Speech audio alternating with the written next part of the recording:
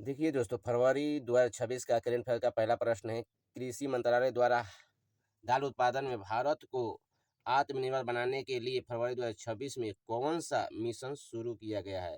तो उत्तर है पल्स आत्मनिर्भरता मिशन, है ना। अब हम लोग पीटी और मेंस का प्रश्न देखते हैं जो कि ऑल एग्जाम में आता है। देखिए पहला प्रश्न देखते हैं, भारत में मुख्य रूप से कितने प्रकार की फसलें उगाई जाती है? तो 3 प्रकार की, है ना। रबी, खरीफ, जायद। देखिए अगला प्रश्न, ऑपरेशन ब्लड का संबंध किस उत्पादन से है? तो दूध उत्पादन से है। इसे दूध क्रांति या ब्लड क्रांति भी कहते हैं, है ना।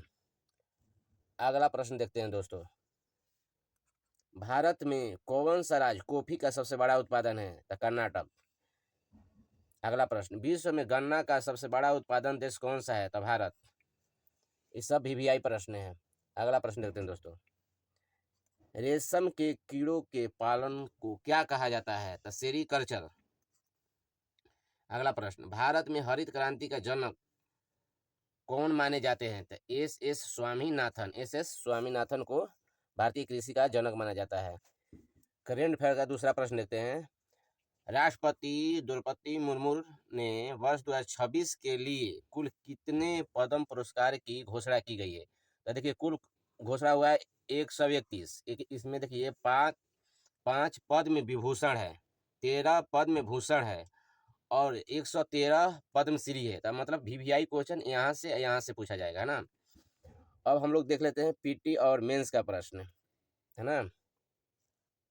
देखिए दोस्त, पद्म पुरस्कार का शुरुआत कब हुआ था? तो 1954 में, है ना। पद्म पुरस्कार कितने श्रेणियों में दी जाती है? तो 3 श्रेणियों में, पद्म विभूषण, पद्म भूषण, पद्मश्री।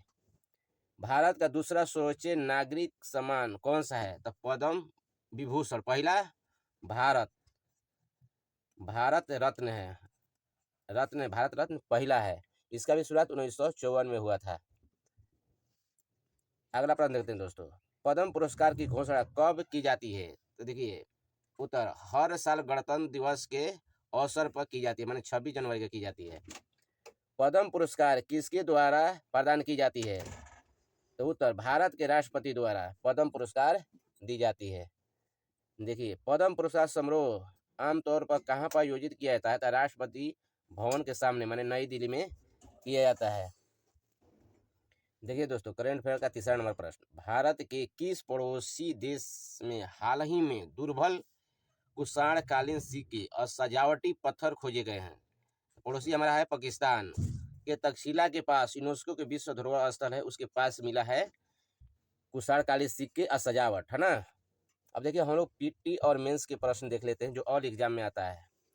देखिए प्रश्न है, भारत में पुलिस एवं पंचमार्क सिक्के जिसे आहत सिक्के कहा जाता है सबसे पहले किस काल में ढाला गया, है ना। तो उत्तर देखिए लगभग 6वीं शताब्दी ईसा पूर्व में महाजनपद काल में इसको ढाला गया। अगला प्रश्न देखते हैं दोस्तों, पश्चिमी शकों के शके सिक्के किस युग में जारी किए गए? तो देखिए 78 ईस्वी में। शक उसे कहते हैं जो यूरोपियन नहीं, जो मध्य देश के था 5, वहीं के शक माने 5 वंशज भारत में आए थे। एक तो कुषाण है जो कि सबसे ताकतवर भारत में हुआ, है ना। 4 और थे, उसके बारे में आप लोग देख लीजिएगा, यहाँ डिस्कस नहीं है। अगला प्रश्न देखते हैं दोस्तों, मुगल बादशाह अकबर के शासन काल में सोने का सबसे बड़ा सिक्का को क्या कहा जाता है? तो सहशाह कहा जाता है। अगला दोस्तों देखते हैं प्रश्न, भारत में 25 पैसे और उससे छोटे सिक्के कब आधिकारिक तौर पर चलन से बाहर किए गए? तो 2011 में, 26 जून 2011 में चलन से बाहर हो गया। देखिए दोस्तों, करंट अफेयर का चौथा नंबर पर ग्लोबल फायर पावर इंडेक्स में भारत की सैन्य शक्ति कौन सा रैंक है? तो चौथा। पहला में जानते हैं कि अमेरिका होगा, दूसरा में रूस, तीसरा में चीन, भारत चौथा नंबर पर है। अब हम लोग पीटी मेंस का प्रश्न देख लेते हैं दोस्तों यहाँ से, कि जो ऑल एग्जाम में आता है। देखिए पहला प्रश्न, भारत के तीनों सशस्त्र सेनाओं का सर्वोच्च कमांडर कौन होता है? तो भारत के राष्ट्रपति होते हैं ना। ये थल सेना, वायुसेना, जल सेना तीनों है, तीनों का यही हेड होते हैं। अगला प्रश्न दोस्तों, भारतीय सेना की पहली महिला जवान कौन है जिन्हें ऑपरेशन ड्यूटी के तैनात किया गया, है ना? तो कैप्टन शिवान सिंह शिवान चौहान था, शिवा चौहान, सॉरी शिवा चौहान, ये कहाँ से तैनात किए थे? तो सियाचिन ग्लेशियर, जो 1984 में युद्ध हुआ था सियाचिन ग्लेशियर का, है ना, वहाँ पर तैनात इनको किया गया है। अगला प्रश्न देखते हैं, भारत की मुख्य युद्ध मिसाइल कौन सी है जिसे रूस के साथ मिलकर विकसित किया गया? तो ब्रह्मोस मिसाइल। यह भारत के ब्रह्मपुत्र, एक रूस की नदी है, उसके नाम पर इसका ब्रह्मोस रखा गया है ना। आगे देखते हैं दोस्तों, भारतीय थल सेना की कितनी कमांडे हैं? तो देखिए 7 कमांडे हैं। भारत थल सेना में 7 कमांडे, 6 ऑपरेशनल करने के लिए, एक ट्रेनिंग कमांड। यहाँ पर मतलब ट्रेनिंग हुआ, 6 ऑपरेशनल, कहीं भी युद्ध होगा वहाँ पर एक कमांड हो जाएंगे। देखिए दोस्तों, करंट अफेयर के 5वां प्रश्न, हाल ही में हिमाचल प्रदेश सरकार ने डिजिटल शिक्षा को बढ़ावा देने के लिए कौन सा कार्यक्रम शुरू किया गया? पढ़ाई विद एआई, है ना, माने पढ़ाई में अब एआई को जोड़ा गया है ना। अब हम लोग पीटी मेंस के प्रश्न देख लेते हैं। देखिए पहला प्रश्न कहता है, छोटी काशी के नाम से हिमाचल प्रदेश का कौन सा जिला प्रसिद्ध है? तो मंडी, इसको छोटी काशी कहते हैं। अगला प्रश्न देखते हैं, हिमाचल प्रदेश की सबसे बड़ी प्राकृतिक झील कौन है? तो रेणुका, सबसे प्राकृतिक झील है रेणुका, है ना। अगला प्रश्न देखते हैं, भाखड़ा बांध किस नदी पर बनाया गया? तो सतलज नदी पर बनाया गया है।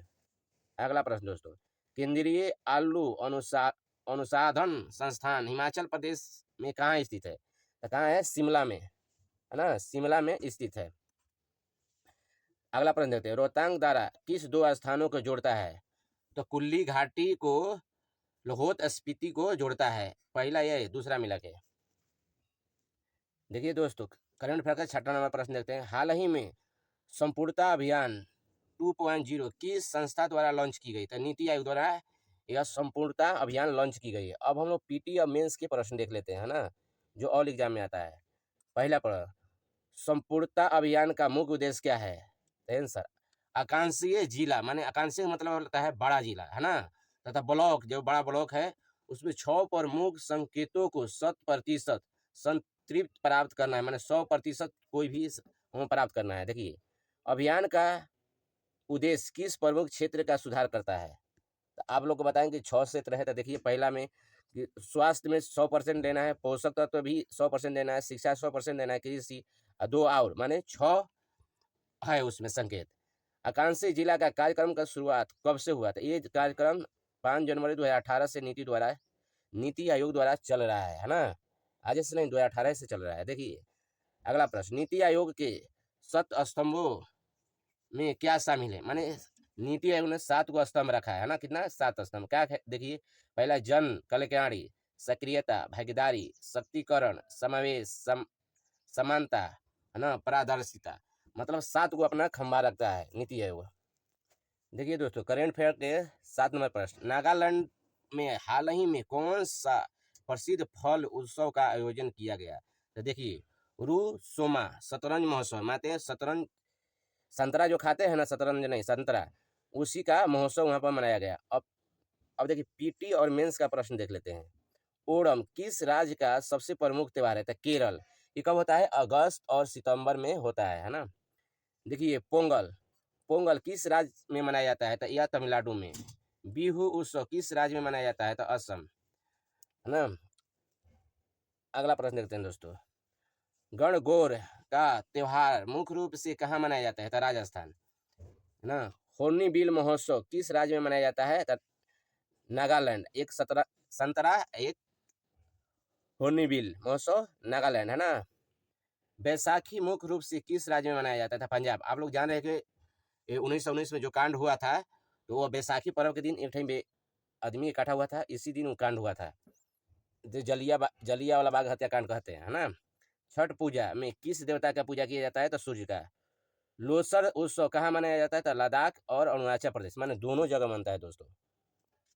देखिए जो करेंट अफेयर का 8 नंबर प्रश्न देखते हैं, भारत ने ऊर्जा सुरक्षा के लिए किस देश के साथ तेल और LNG यानी लिक्विड नेचुरल गैस आयात का रणनीति समझौता पर मंजूरी दी गई? तो संयुक्त राज्य अमेरिका और भारत मिलकर ये समझौता किया है ना। देखिए, ये टैरिफ 18% घटाने का कारण नहीं हुआ, मतलब 18% लगाया 50% के जगह, है ना। काहे कि अब हम लोग तेल और गैस के में समझौता कर लिए कि अब हम लोग अमेरिका से आएगा, काहे कि आयात कर रहे हैं, निर्यात नहीं कर। निर्यात का मतलब सामान भेजना, आयात का मतलब सामान लाना, है ना। देखिए, अगला प्रश्न देखते हैं, संयुक्त राज्य अमेरिका के संविधान से भारतीय संविधान में कौन सी प्रमुख विशेषता ली गई है ना? तो मौलिक अधिकार, न्याय समीक्षा है ना, राष्ट्रपति पर महाभियोग है ना। अगला प्रश्न देखते हैं दोस्तों, अमेरिका ने ब्रिटिश शासन से स्वतंत्रता की घोषणा कब की?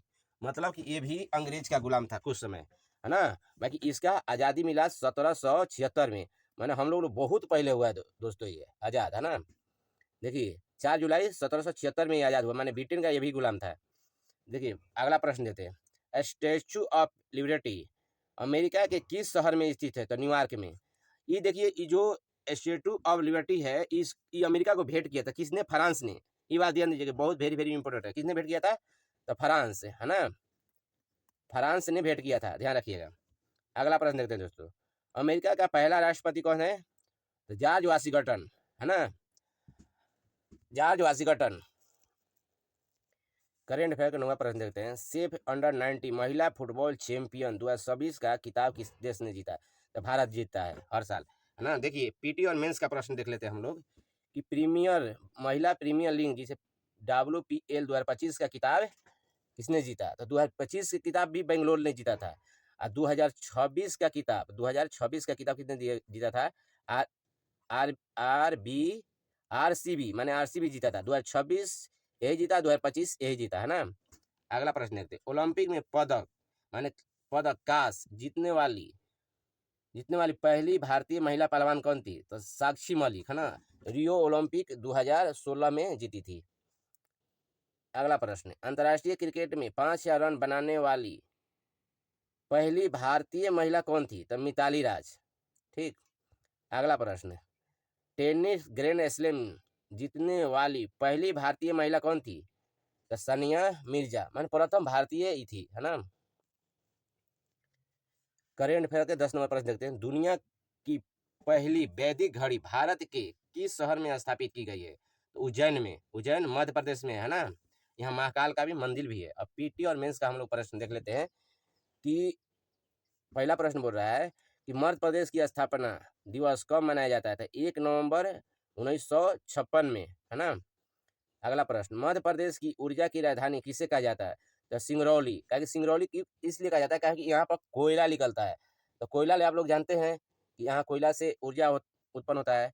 अगला प्रश्न देखते हैं, मध्य प्रदेश का कौन सा जिला मैग्नीज अयस्को के लिए प्रसिद्ध है? तो बालाघाट में कहा था मैग्नीज तांबा यहीं पर होता है। अगला प्रश्न देखते हैं, सचिन तेंदुलकर ने अपना पहला दोहरा शतक किस स्टेडियम में लगाया था? देखिए कैप्टन रूप सिंह स्टेडियम ग्वालियर। तो ग्वालियर कहाँ है? तो ग्वालियर है मध्य प्रदेश में है ना। अगला प्रश्न देखते हैं, सोन और नर्मदा नदियाँ किस स्थान से निकलती है? तो देखिए अनूपपुर जिले के अमरकंटक। तो आप अमरकंटक ख्याल ख्याल रखिए। देखो खजुराहो के मंदिर किस जिले में स्थित है? तो छप्परपुर जिला। अगर खजुराहो मंदिर कहाँ है? तो मध्य प्रदेश, मतलब MP में है। ये बात का ध्यान रखिएगा है ना, MP में।